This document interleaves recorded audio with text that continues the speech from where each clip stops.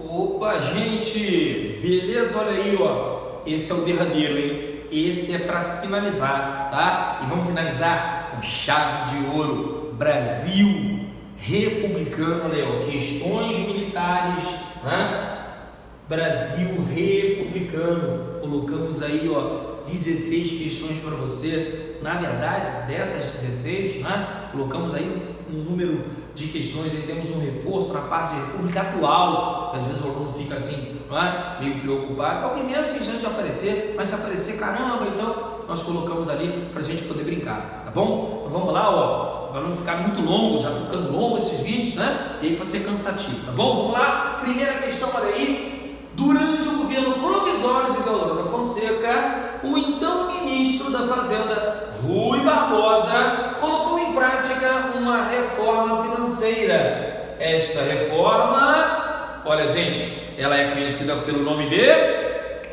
Isso aí, encilhamento, ok? E aí vamos lá, ó. Letra A tinha por objetivo controlar a onda inflacionária e reduzir o processo de especulativo na Bolsa de Valores. Olha, na verdade, o encilhamento, o projeto econômico resultará numa onda inflacionária e em especulação na Bolsa de Valores. Beleza? Então, não, né? Lembrando que foi quando o governo permitiu que bancos privados emitissem papel moeda, né? Liberou crédito, tá? Letra B, vamos lá, letra B. Resultou na amortização da dívida externa, bem como na suspensão do pagamento de seus juros por 3 anos. Opa! Tá querendo confundir você com o quê? Isso aí, também da República Velha, só que do presidente Campos Salles, o Furin-Laun, não é? Furin-Laun. Letra B está falando do Furin-Laun, tranquilo? Vamos lá? Letra C consistiu na elevação dos juros e da taxa cambial, levando ao crescimento da receita pública e diminuição do custo de vida. Que? Isso aqui tá doido, né? Não tem nada a ver com nada nesse momento aí, tá? Fora total. Letra D tinha por finalidade favorecer a expansão industrial por meio da ampliação de créditos ao setor. Acabei de falar isso aqui ainda há pouco, não é? Ainda tem um fator. Quem é o presidente? Deodoro da Fonseca. Não é militar? Lembra que a gente já falou, ó? Militar, presidente militar é ordem e progresso. Governo forte, centralizado para garantir a ordem e investimentos em indústria. Tranquilo? Beleza? Então, ó, letra C de fato. Vamos ver o erro da E aqui, ó. Visava fiscalizar a venda de ações. Não, acabei de dizer que ele favoreceu o quê? Especulação na Bolsa de Valores. Então, não era questão de fiscalização, tá? É até uma falta dela. Beleza? Tranquilo? Olha lá, vamos lá, sem demora, número 2, os PSEX também, 2016, ainda sobre a República Velha. Olha lá, ó, texto do Cotrim, olha aí, ó. O período da história política brasileira, que vai de 1889 a 1930, costuma ser designado pelos historiadores de diferentes modos: República Oligarca, República do Café com Leite, República Velha ou Primeira República. Nesse período, em troca de favores, os coronéis exigiam que os eleitores votassem nos candidatos por eles indicados. Tal prática ficou conhecida como voto de cabresto. Olha aí que bacana, né? Ele já explicou para você. Então, ó, as duas expressões grifadas, coronéis e voto de cabresto, referem-se respectivamente, olha aí gente, respectivamente. Então vamos lá, coronéis, aos grandes proprietários de terras? Sim, pode ser. Aos oficiais de carreira que exerciam cargos públicos? Negativo, está tentando induzir você ao erro. A influência de oficiais do exército na tomada de decisões políticas também está tentando induzir você ao erro. Aos grandes proprietários de terra? Também pode ser, assim como está na letra A, né? Aos grandes proprietários de terra, também pode ser. De qualquer maneira, nós eliminamos B e C, né? Aí vamos ver aqui, ó, voto de cabresto. É um voto secreto? Claro que não, não é? Não é. Ao voto aberto dado sob pressão ou ao voto censitário? Gente, voto censitário é do período imperial, não da República. Na República, o voto, sufrágio é universal. Tudo bem que nesse momento a mulher não vota, analfabeto não vota, menor de 21 anos não vota, militar não vota, mendigo não vota, religioso não vota, ou seja, todo mundo vota, mas ninguém vota. Mas, principalmente, a característica é o voto aberto sob pressão. Beleza? Por isso, olha aí que bacana, a letra D é a nossa resposta. Tá bom? Vamos lá rapidinho, lá em número 3. Opa, a questão curtinha, né? Papum. Mas ó, cuidado, hein? O conflito ocorrido no final do século XIX, caracterizado pelo caráter messiânico, ou seja, religioso, e de contestação social, foi? Bom, vamos lá. Contestado foi messiânico, mas não foi no final do século XVIII. Contestado, vamos clicar aqui, ó. Contestado, não é? Entre 1912 e 1916. Tranquilo? Tá fora, tá? Revolta da Armada não é religiosa, não é? E revolta armada a gente teve duas. Uma contra o Deodoro da Fonseca e a outra contra o Floriano Peixoto. Opa, errei aqui, né? Então, ó, 1891, 1892, 93, tá? Tranquilo? Também tá fora, não tem nada a ver. Federalista, nossa, também contra o Floriano Peixoto, né? Mas ela vai se dar ali, né? Entre 93 e 94, tá? Também tá fora. Tranquilo? Revolta da vacina, meu Deus, também não é religiosa, não é? E ela está ligada à vacinação obrigatória imposta pelo presidente, isso aí, Rodrigues Alves, né? A população já estava irritada porque perderam as suas casas com o bota abaixo, né? Pereira Passos, modernização da cidade, né?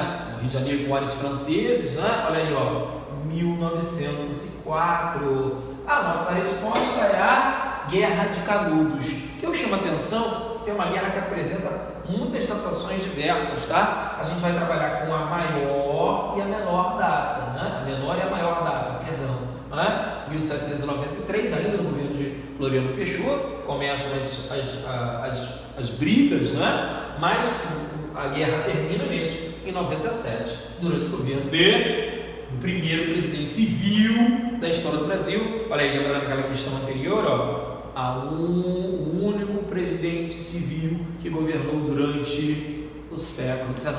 Lembra dessa questão da ESA? Matou muita gente, né? Que não prestou atenção, tá bom? Qual é o presidente?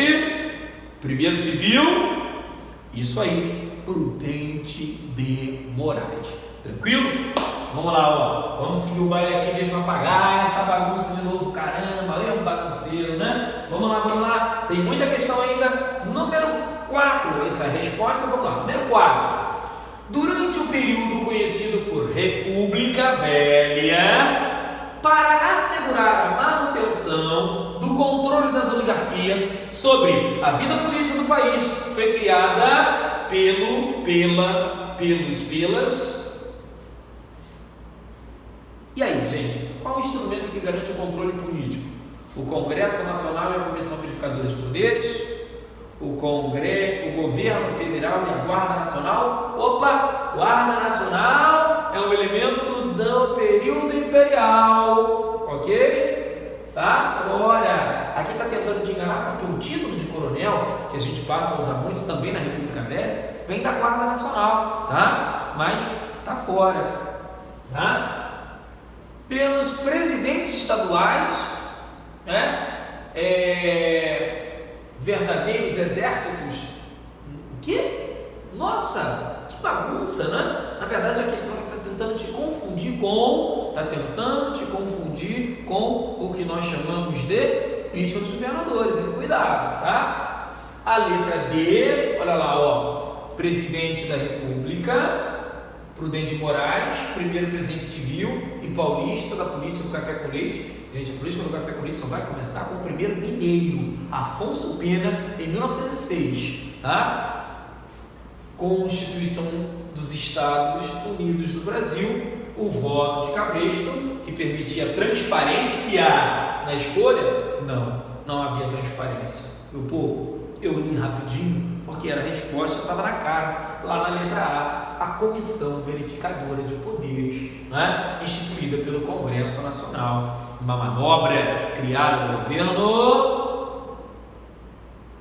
Isso aí, nem só de Furilau vive Campos Salles, né? É ele que inicia a política de governadores, a política do coronelismo e do voto de cabresto, né? Criando a Comissão Verificadora de Poderes, estabelecendo, portanto, a política de governadores.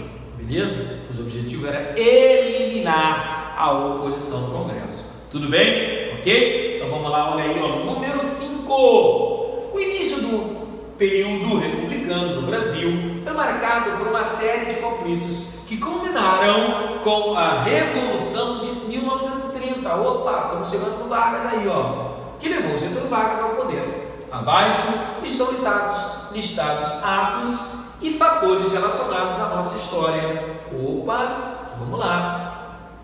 Assinale a opção que apresenta elementos relacionados à Primeira República. Ele citou Vargas, mas a pergunta ainda é sobre República Velha. Então vamos lá. É da Primeira República o modelo econômico exportador? Claro que é.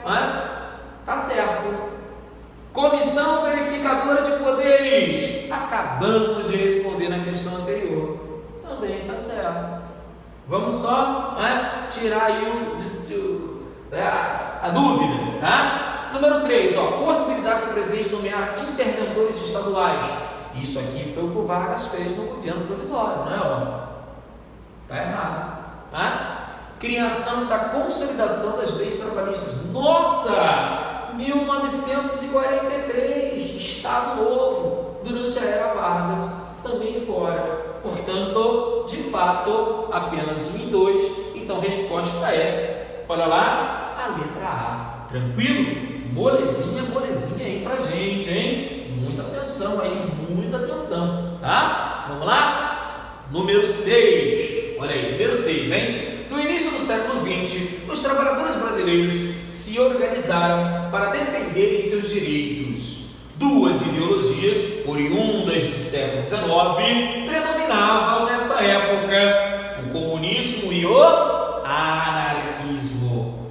Avalie as afirmações abaixo. Deixa eu falar agora com vocês, Persex. Olha aí, ó. Você sabe que isso aqui, ó, história geral também cai pra caramba, né? Tá vendo? Mas é a história do Brasil e tá caindo. Tem que estar ligado, tudo bem? Tem que estar ligado, ok? Vamos lá, ó. Aí você vai falar assim, você da ESA, você do Colégio Naval. Pô, eu preciso saber? Sim, olha lá, a questão tá falando de Brasil, cara. Tá falando de Brasil. Tem que saber, tudo bem? Então vamos lá, ó. Avalie as afirmativas abaixo. Aí vem, ó, a opção que apresenta os fatos relacionados à doutrina do anarquismo. Percebeu? O texto, a preparação falou de comunismo e anarquismo, mas a pergunta quer características do anarquismo. Então vamos lá, ó. São características do anarquismo. Vamos lá? Defendia a conquista do Estado e o estabelecimento de uma ditadura. Não. Ditadura do proletariado é teoria comunista. Falso. Era contrária à existência do Estado. Aí sim, ó, verdadeiro, tá? Verdadeiro. Valorizava o partido político como meio de organizar as lutas. Não, isso é comunismo, né? Tanto é que a gente vai ter a fundação do Partido Comunista Brasileiro em 1922, é inclusive o momento em que o comunismo assume o controle dos movimentos operários que vêm lá de 1917, né? A greve geral, e que eram influenciados pelo anarcossindicalismo, tá? Até 22, quando é fundado o Partido Comunista Brasileiro. Tudo bem? Então vamos lá, ó. Número 4. Não concordava com as eleições, pois via nestas um meio de manipulação do povo verdadeiro. Olha aí, a nossa resposta então ficou o quê? Ó, 2 e 4. Resposta é a letra B. Olha lá, letra B. Tranquilo? Bem tranquilo. Mas aí, pegando coisa para você não confundir, né? Para você na hora da prova aí não ser pego de surpresa. Você vê que não é difícil, só que você tem que ficar ligado. Tudo bem? Tranquilo? Vamos lá, número 7. Olha aí, ó. Durante o governo de Vargas, 1930 a 1945, surgiram no Brasil duas agremiações, A e B. Perdão, eu pulei aqui, ó. Olha só a pressa, ó. Duas agremiações políticas, a ANL, a Aliança Nacional Libertadora, e a Ação Integralista Brasileira, A e B. Leia as afirmações abaixo. Não vou sair lendo, não. Vou ver a pergunta, Citou as duas, mas já que é só de uma. A alternativa que apresenta apenas afirmações corretas. Opa, está falando das duas, Então vamos lá, ó. Número 1. A e B era de tendência fascista. Eu li errado, Olha aí, ó, a ansiedade o que faz. A ANL era de tendência fascista e a AIB tinha tendência socialista. Não, gente? É o contrário. A AIB é fascista, a ANL é socialista. Tá bom? Segundo a tua bibliografia. Beleza? Então, ó, tá fora a número 1.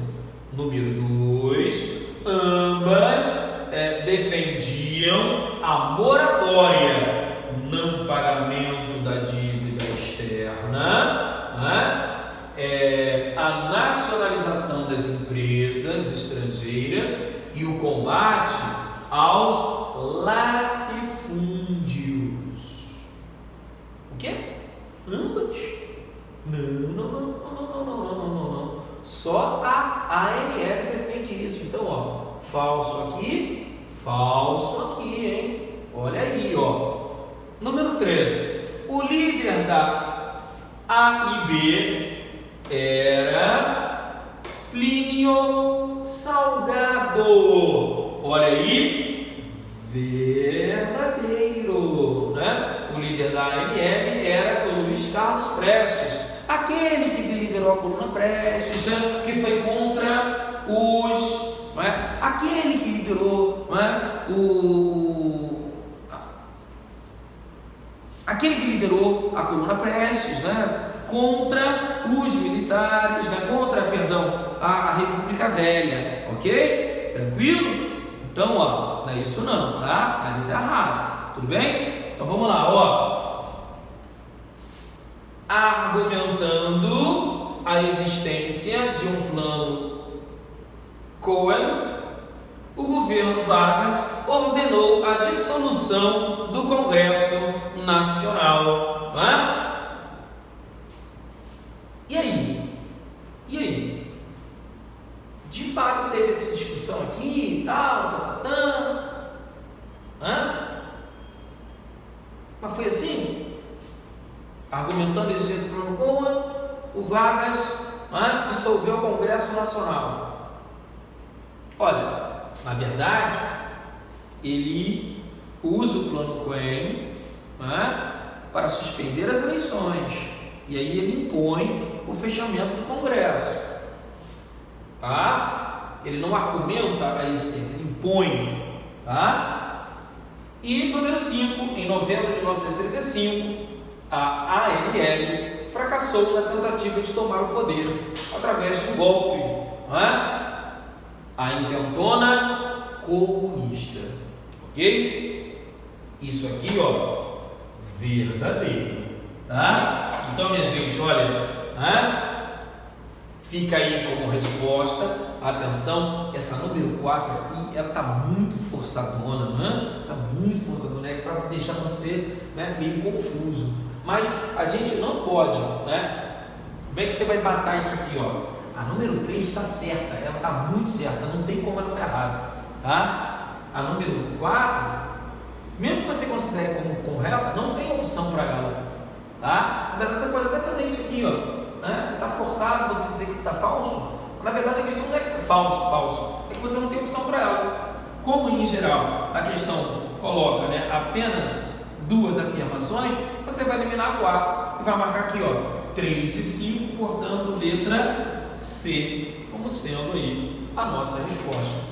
Beleza? Tranquilo? Show? A gente teve um probleminha aqui na gravação, você viu, né? Mas ó, aqui a gente está fazendo tudo, ó, no amor, né? Tá sendo uma coisa bastante improvisada e tal, né? Mas sim, eu não sou youtuber, não tenho preocupação em ser, minha preocupação é você ter uma preparação legal. Beleza? Tranquilo? Então, vamos lá, segue o baile, não vamos, né? Não nos distrair não, porque eu acabei me distraindo um pouquinho no meio da questão, né? Mas agora estamos voltando aí. Vamos lá. Atenção, metade, hein? Chegamos na questão número 8. Vamos seguindo. SpaceX 2017. Olha que delícia. O Estado Novo foi um período da chamada Era Vargas, em que o presidente tinha os mais amplos poderes. Das alternativas abaixo, aponte aquela que corresponde a um evento ocorrido durante o Estado Novo. Olha aí, gente. Letra A, a população paulista deflagrou a chamada Revolução Constitucionalista. Não! Essa revolução foi em 1932. Ela está associada ao MMDC, não é isso? No governo provisório de Vargas. Falso. Letra B, a criação do Ministério da Educação e Saúde em novembro de 1930. Também não, né? O Ministério da Educação e Saúde, né? Que fazia parte do chamado Estado de Compromisso, não é? O que era esse Estado de Compromisso? Que o Vargas compromisso, olha aí, compromisso, né? Que o Vargas estabelece. Era ele assumindo no governo provisório, garantindo que queria colocar em prática todas as promessas feitas pela Aliança Liberal, tá? 1930, negativo, não é Estado Novo, né? Estado Novo é 37. O governo aprovou a lei de sindicalização, ok, que definia os sindicatos como órgãos consultivos. Que? Órgão consultivo? Não. Era, na verdade, né, a estruturação dos sindicatos sob a forma de sindicatos, né? Sindicatos pelegos, não é? Por quê? Porque a visão do Estado fascista do Vargas, do Estado Novo, é que o Estado é corporativo, é ele que faz a mediação entre capital e trabalho, impedindo a luta de classes, combatendo o socialismo, mas também o liberalismo. Não é isso? Tranquilo? Por isso, minha gente, sem sombra de dúvida, olha lá, letra E é a nossa resposta. O Brasil participou da Segunda Guerra Mundial com a Força Expedicionária Brasileira. Ok? Beleza? Então, ó, vamos apagar aqui rapidamente, olha lá, ó, chegamos na metade, agora vamos para o número 9, hein? Vamos até 16. Vamos lá? Número 9. Este ano, 2014, fez 70 anos que o Brasil iniciou sua participação na Segunda Guerra Mundial. Qual batalha foi considerada a mais importante vitória da FEB? A conquista de Monte Castelo? Letra B, a conquista de Monte Cassino? Letra C, a Batalha dos Alpes? Letra D, a conquista da Sicília? Ou letra E, a Batalha de Montserrat?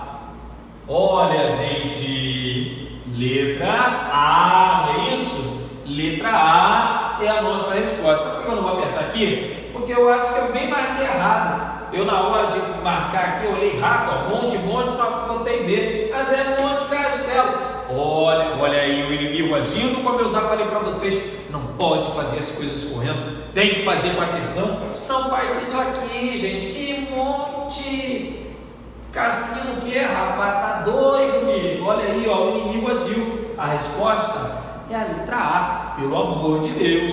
Monte Castelo. Tranquilo? Tá? Cemitério de Pistoia também é uma batalha considerada importante aí. Tudo bem? Mas, pelo amor de Deus, tá? Monte Castelo. Vamos lá? 10. SpaceX 2016. Em 1939, entre 1939 e 1945, o mundo foi abalado pela Segunda Guerra Mundial. O Brasil inicialmente adotou uma posição de neutralidade. Lembra? Com isso, Vargas pegando dinheiro para investir nas estatais, não é? Pegando dinheiro com os dois lados. Até que em 41, não é?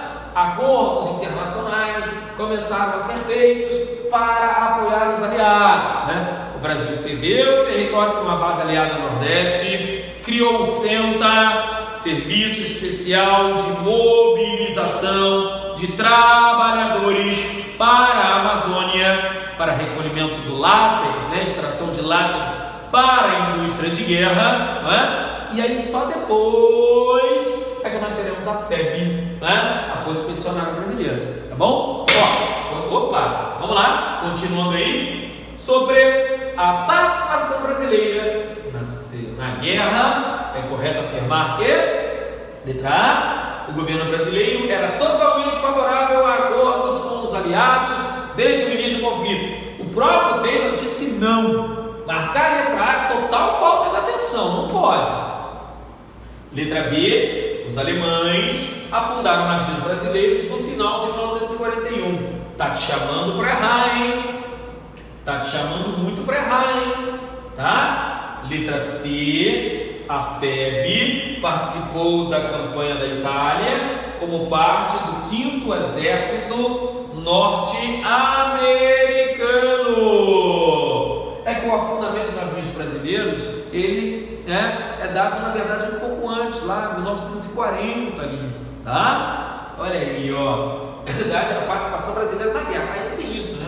A participação brasileira na guerra, não é? E não o que levou o Brasil a entrar na guerra. A letra B seria o que levou a entrar, e mesmo assim está aí com um delay de data, né? É a participação brasileira na guerra. É a participação, sem sombra de dúvidas, é a letra C, tá? Sem contar logo. Letra B, a Alemanha declarou a guerra ao Brasil em 1941. Não, é o Brasil que declarou a guerra à Alemanha. E no dia D, por ocasião do desembarque, o Brasil sofreu grandes perdas. Não, o Brasil não estava envolvido no evento conhecido como o desembarque da Normandia, ou o dia D. Tá bom? Ok? Então, meu povo, não diretamente, tá? Peraí, não diretamente. Então vamos lá? Número 11, olha aí, ó. Estamos chegando, hein? Estamos finalizando, ó. Número 11, SpaceX 2018, hein?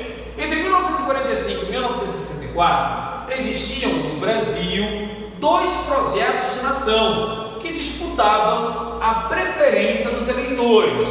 O nacional estatismo, não é? Liderado por Getúlio Vargas, e o liberalismo conservador, também chamado de entreguismo. Olha aí, já entreguei a resposta, ó. Entreguismo, liderado por Carlos Lacerda, o derruba presidente, né? Pois bem, assinale as informações abaixo listadas. Já sabem que vamos para a pergunta primeiro, né? Ó, a alternativa é que apresenta propostas do liberalismo conservador, ou seja, o entreguismo. Então vamos lá, ó.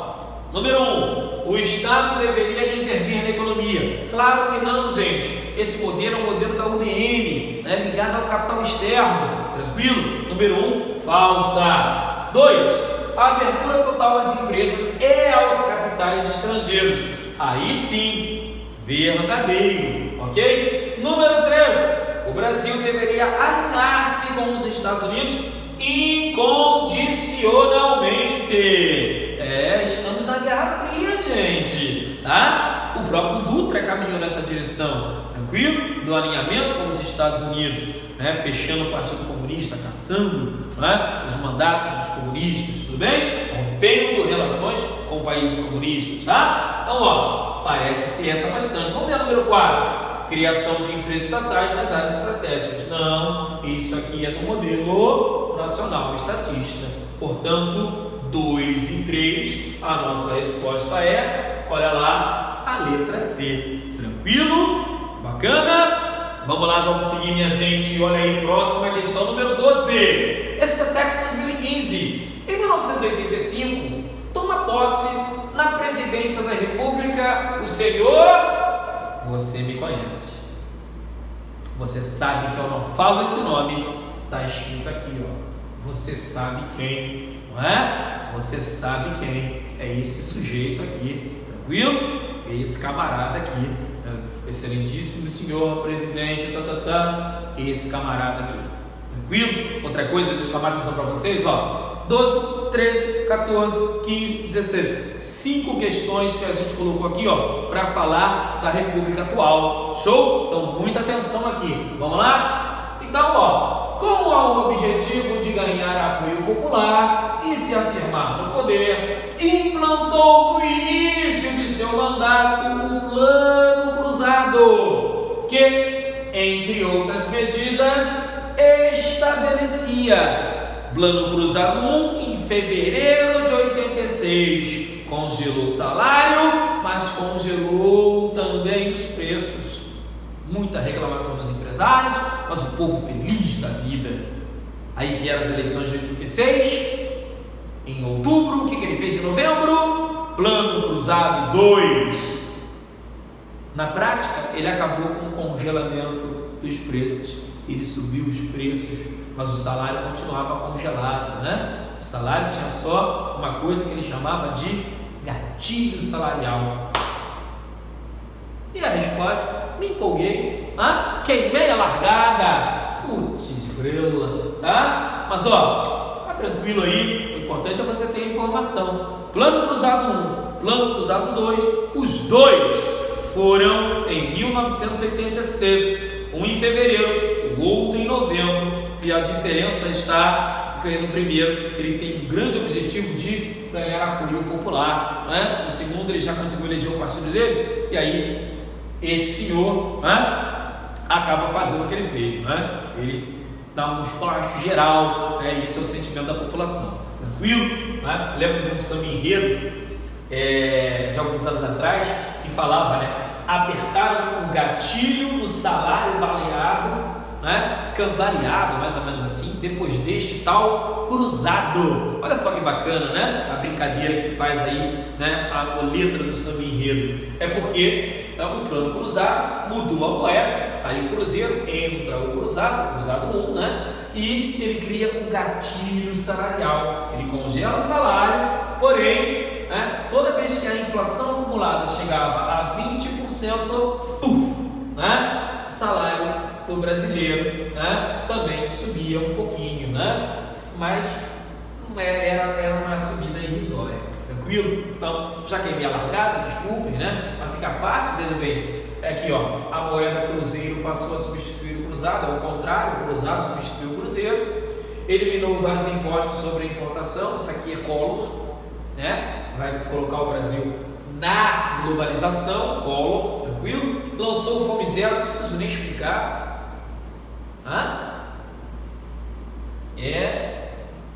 Outro companheiro, olha aí, esse aqui é Lula, Dilma, anunciou o fim do período de estatização da economia no país e deu início a um programa de privatizações. Opa, isso aí também é do Fernando Collor de Mello. Collor de Mello introduz o Brasil na globalização. Quando o assunto é privatização, é assim, você tem a sequência de presidentes. Esse senhor aqui, você sabe quem. Aí depois dele vem o Fernando Collor. Aí depois vem o Itamar Franco. Aí depois vem o Fernando Henrique Cardoso. Aí depois vem o Lula, Tem a Dilma também. Mas se o assunto é privatizações, ok? Privatização. Esse falou, este organizou, este iniciou, este continuou e este freou. não significa parar, né? Mas é diminuir bastante. Tranquilo? Então, ó, privatização. Quem falou primeiro? Esse que está andando aqui. Né? Quem organizou? O Fernando Collor. Mas aí ele caiu, né? Não pôde continuar. Quem vai continuar vai ser o Itamar Franco. Aí o Fernando Henrique, né? Vai ser o Itamar Franco. O Fernando Henrique vai continuar, né? E o Lula vai freando até parar. Na verdade, já no finalzinho do Fernando Henrique começa a frear. Mas vamos deixar na conta do Lula, vamos botar mais essa aí na conta dele. Essa conta dele já está grande, né? A conta dele já está grande, mas segue o baile. Uma piada, tá? Aqui a conta está grande, você imagina aí como você quiser. Tranquilo? Beleza? Vamos lá então, ó. Minha gente. Próxima questão número 13. Opa, 13. Tá? A partir da eleição pelo Colégio Eleitoral do presidente Tancredo Neves, em 1985, inicia-se um novo período republicano brasileiro que alguns autores chamam de Nova República. Atenção! Teve, direta e já, grande campanha, muito apoio, mas não deu certo. As diretas já foram rejeitadas no Congresso. Tudo bem? Então, fui eleito de forma indireta pelo Colégio Eleitoral. Tá? Sobre esse período, assinale a única resposta que associa corretamente uma característica do governo ao respectivo governante. Olha que bacana, essa questão permite a gente passar por vários governos, como a gente brincou aqui, ó, no item anterior. Tá bom? Então vamos lá, ó. Letra A. No dia de sua posse, Fernando Collor de Mello confiscou cerca de 80% do dinheiro que circulava no país. Sabemos que ele confiscou dinheiro, né? Passou a mão na poupança dos brasileiros, como o pessoal fala. Mas muita gente fica na dúvida. Foi no dia da posse dele mesmo? Foi a primeira coisa que ele fez? Foi, gente. Foi, acredite. O primeiro ato dele. Tá? Essa é a resposta. Tá? Mas vamos ver as outras aí para a gente poder entender aí o que está de diferente, o que está de errado. Tá bom? Já está lá marcadinha a resposta. Tá bom? Letra B. No governo do presidente Itamar Franco, restabeleceu-se o cruzeiro como moeda nacional, extinguindo-se o cruzado. Não. No plano real, perdão, olha aí. No plano Collor, né? Muda-se a moeda. Caraca, a moeda mudou em 89. 89, com você sabe quem, que mudou. Ele tem 4 planos. Collor 1. Eita! Sarney. Falei o nome dele. Você sabe quem, né? O Sarrei e Gostei, né? Ele teve 4 planos econômicos. 2 em 86, 1 em 87, o outro em 89. Plano cruzado 1, plano cruzado 2, plano Bresser e plano Verão. Quando mudou a moeda, é só pensar nele. Olha lá, ó, no primeiro e no último mudou a moeda. De cruzeiro para cruzado, no plano cruzado 1, e de cruzado para cruzados novos, em 89, plano cruzado 2. Aí, em março de 90, assume o Collor, confisca a moeda, o dinheiro na poupança, muda a moeda de novo. De cruzados novos, volta-se a cruzeiro, cortando zero, desvalorizando, tá bom? Então a letra A ou a letra B está errada por isso, inverteu, tá? Letra C. Alguns meses após assumir a presidência da República, Fernando Henrique Cardoso anunciou o Plano Real, o qual passou a figurar no país em 1º de julho de 1994. O Plano Real é implementado no governo de Itamar Franco, quando ele, Fernando Henrique, é ministro. O que acontece no governo dele é o término de implementação do Plano Real. O Plano Real, ele foi um projeto implementado a longo prazo, né? Primeiro cria-se a URV, né? Aí a URV vai passando por adaptações até chegarmos, né, à unidade real, né? E aí essa unidade real estabelece a paridade ouro-dólar, né? A partir de julho de 1994, tranquilo? Mas é no governo de Itamar Franco, tranquilo? Beleza? Então, ó, letra D. Não, essa foi a letra... Não, agora sim a letra D, desculpa. Fernando Henrique Cardoso, na campanha eleitoral, expunha uma imagem de político renovador, preocupado em caçar marajás. Fernando sim, mas o Collor de Mello, não o Fernando Henrique Cardoso. Tranquilo? Te chamou para errar. E a letra E, no dia 2 de outubro de 1992, o vice-presidente Itamar Franco assumiu, governando interinamente até 29 de dezembro, quando o Congresso Nacional declarou vaga a presidência por falecimento de Tancredo Neves. Que? Falecimento? Não, gente, nada a ver, tá? Nossa, Tancredo? Não, aí quem assume é o outro vice, aquele, né? Você sabe quem, né? O Sarrei e Gostei. Lembra que a gente falou na nossa aula sobre regime militar? Sarra com a direita, Sarra com a esquerda. Ele era da Arena e depois foi para o MDB, né? Sarra com a direita, Sarra com a esquerda. Sarra com a situação, Sarra com a oposição. Esse é o Sarrei e Gostei, tá bom? Olha aí, número 14, estamos finalizando aí, vamos lá, ó. Em março de 1985, você sabe quem assumiu de forma inesperada a presidência da República. Em fevereiro do ano seguinte, anunciou a adoção de um plano econômico que provocou um impacto imediato em toda a sociedade. Pois, olha aí, falamos isso, né? Olha lá.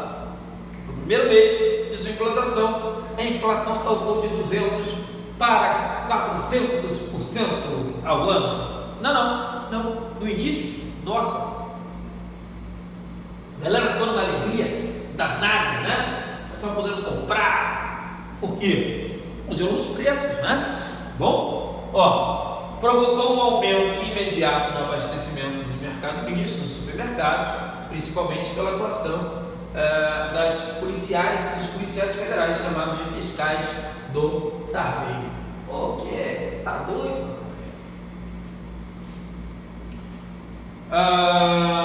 Com mais dinheiro no bolso e com juros baixos para aquisição a prazo, muita gente foi às compras, o que provocou a expansão das atividades industriais. Olha, é um detalhe até engraçado isso, né? Porque a gente percebe que de início o plano até pareceu ter um resultado bom. Como eu falei, as pessoas começaram a consumir, começaram a comprar, mas a gente tem que ter um pouco de cuidado nisso tudo. Forçosamente, a gente vai ficar com uma resposta muito esquisita. O gabarito bate. Letra B, provocou um aumento imediato no abastecimento de mercadorias nos mercados, principalmente pela atuação dos policiais federais, chamados de fiscais do saber. Mas esse gabarito ficou muito estranho, porque uma das marcas exatamente do plano, conhecido como plano cruzado, foi o desabastecimento. Como os comerciantes eles não podiam vender os produtos aos preços que queriam, a tendência é que eles tirassem. E aí fiscais do saber eram principalmente as donas de casa, né? Que eram convencidas a ir, ao mercado, Eu sinceramente estou contestando muito, Eu até tentei procurar, mas confesso que não encontrei, porque eu estou duvidando que esse seja o gabarito oficial, mas foi o que a gente encontrou, E aí ficou, mas é muito esquisito. Eu quero na verdade discutir com você isso, que em geral o que ele causou foi desabastecimento. Tudo bem? Tranquilo? Bom, vamos lá para o número 15. Aí sim, uma questão que vai trazer para a gente um negócio mais bacana para a gente discutir, Que é o quê? A ordem, dos planos econômicos. Olha lá, diante do impasse econômico-financeiro no país e das circunstâncias internacionais, os governos brasileiros, no período de 1986 a 1994, tentaram reverter esta situação, combatendo a inflação e procurando retomar o crescimento através de vários planos econômicos que foram implantados naquela época. Para a conquista da estabilização econômica foram implantados os seguintes planos econômicos: Cruzado, Collor, Real, Verão, Bressa.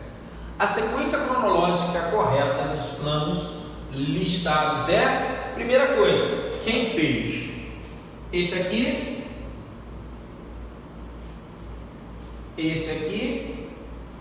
e esse aqui são do Sarrei e Gostei. Esse aqui, esse aqui, o nome já diz, né? E esse aqui, olha lá, hein? Não pode confundir. É o Itamar Franco.